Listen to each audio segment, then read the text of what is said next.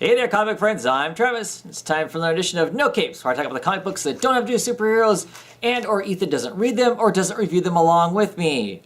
And as you can see, this time he really isn't here. Okay, first up we're going to talk about BPRD Hell on Earth issue 110. This is the start of the new arc. And dang it, I'm forgetting what the arc is called. So we're going to start focusing a little more on Liz Sherman. You know, she's back. She is rehabbing in a hospital. There's some interesting stuff there. Some play between her and a doctor that helps her rehab, and then that doctor leaves. A new doctor comes in. That new doctor is some sort of mad scientist. We see some really creepy stuff go along with him. Another piece of this, there are people trying to clean up parts of cities and stuff, and there's just dead and craziness all over. Off out in the ocean, they've got some sea monsters that have basically taken out the Air Force, and they're sending a team of BPRD people in to at least figure out what is there and how they're going to deal with it. And of course, the BPRD folk are trying to figure out, okay, who are they going to send in there? Because, you know, all their people, they're a small organization that everybody's kind of like family, and nobody wants to just send somebody off to their deaths. Plus, quite frankly, they're running out of field agents that have special talents. So that's all interesting. Plus, of course, we have our psychic girl who is going back home, and home seems to be some kind of abandoned trailer park out in the middle of nowhere. So all really interesting stuff. Tyler Cook is doing the interior art. Tyler Cook was the person who was picked to do a lot of the art originally when Hellboy ended the long part of its run that it had before. I like his art. His art is serviceable for the story that's being told here. I think that the BPRD people get some other people to do some of the art that has a little more snap to it than Tyler Cook does. But Tyler Cook's art works fairly well. Raphael Albuquerque does the covers, so the covers are going to start looking cool. I did like the Dave Johnson covers that were in the past, but still, beginning of an arc. Jump on here. You'll be confused by some of the characters and whatnot. If you're interested in jumping on, you don't want to go buy a bunch of trades to try and catch up as to where it's at.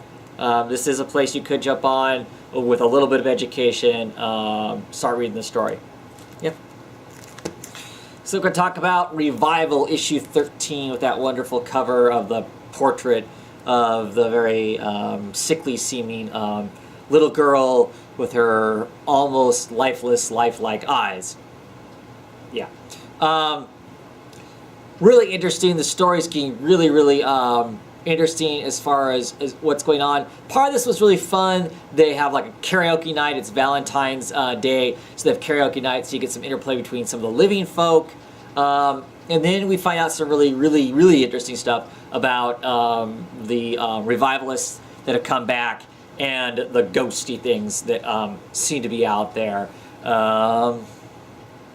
And some of the revivalists have this extra ability to like draw off of other people's emotions and memories, which was kind of interesting.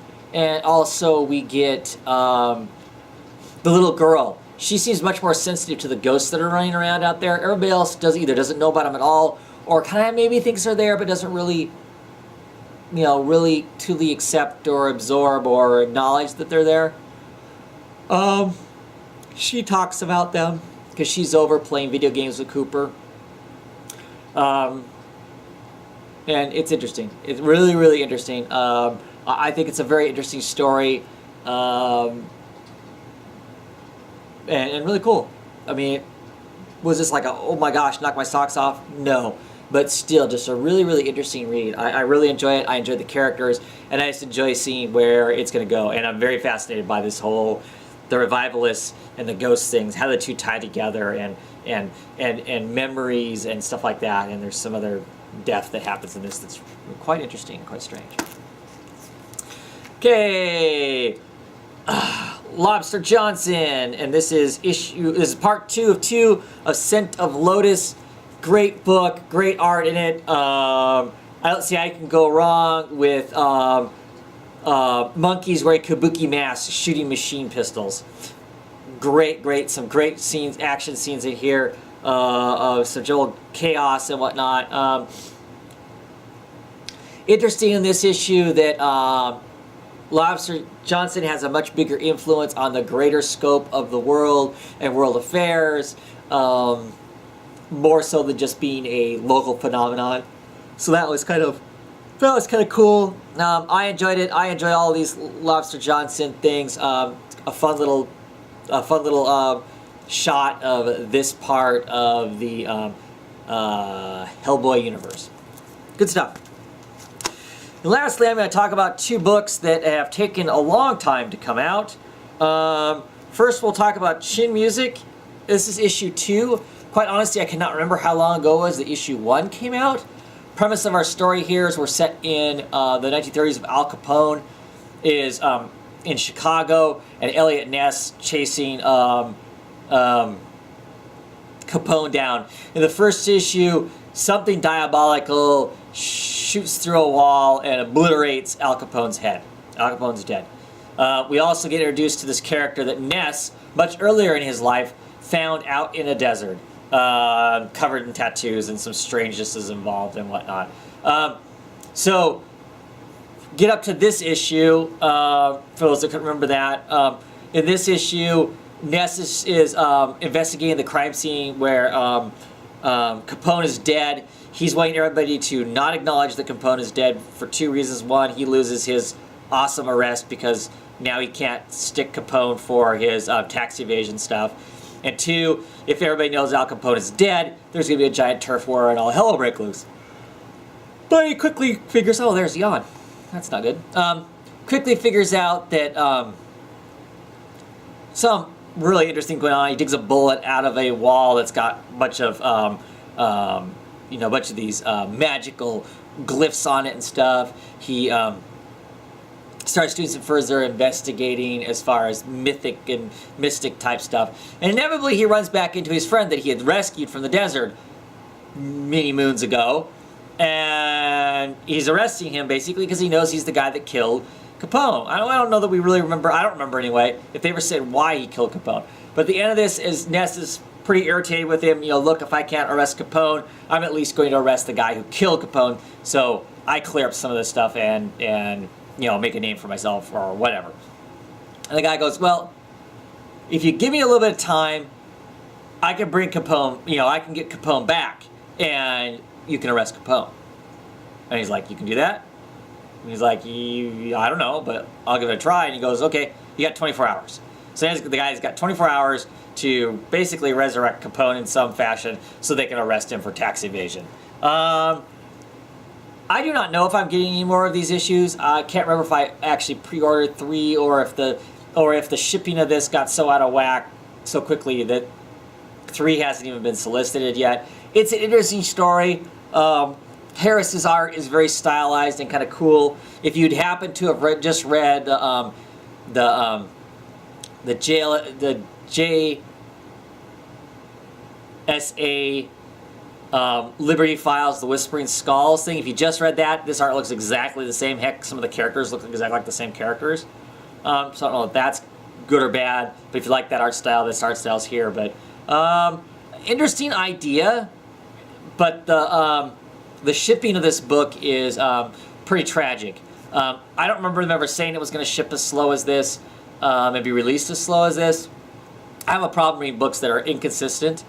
I have a problem with a lot of the Image books where they'll go 5 or 6 issues, whatever the story arc is, and then they end, they take a month or a 2-month break, like Saga has done, like Five Ghosts is doing, like Lazarus is gonna do. That's fine. It's scheduled, it's gonna happen. Great. You can prepare for it, to order your books, and when your books aren't coming, that's fine, because I understand they need breaks, they need to catch up, they need whatever, so that's cool. that works. But just really inconsistent, who knows when it's going to come out willy-nilly, I don't care for. It kind of wrecks the story for me. And if I'm buying a monthly comic or a regular comic, I want to be able to read it regularly. If it's going to come out this inconsistency and I'm still interested in the story, I'd rather sit and wait and read an interesting trade if it makes it to trade than to kind of try and deal with this. Or buy them all, set them someplace, and then go back and read them all in one shot. It's frustrating to me. So, and lastly, talk about I Love Trouble, issue 6, final issue. This wasn't ongoing, did not sell that well, so it is the end. The end of this is decent to a degree. Our main character develops kind of a suicidal streak in her where she doesn't really care and she does lots of things to put herself at great risk. We discover that her sister in the last issue was gaining some power. Our main character's boyfriend was sleeping around with the sister. He was going to rat on the sister, so she basically executes the boyfriend.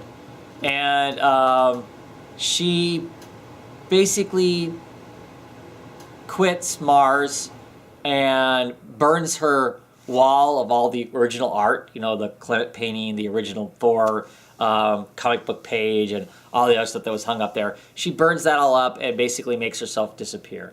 And that's the end of it. And, you know, basically the writer and the artist pretty much say, you know, quit crying, read the book, and move on.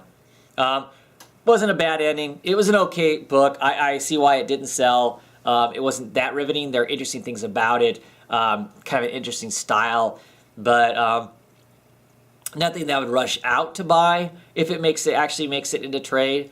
If you get a good deal on it, I'd pick it up. It's a little different art style and whatnot. Yeah, this shares cover here. This is actually Baghdad back in the very far past, and there was a teleporter then.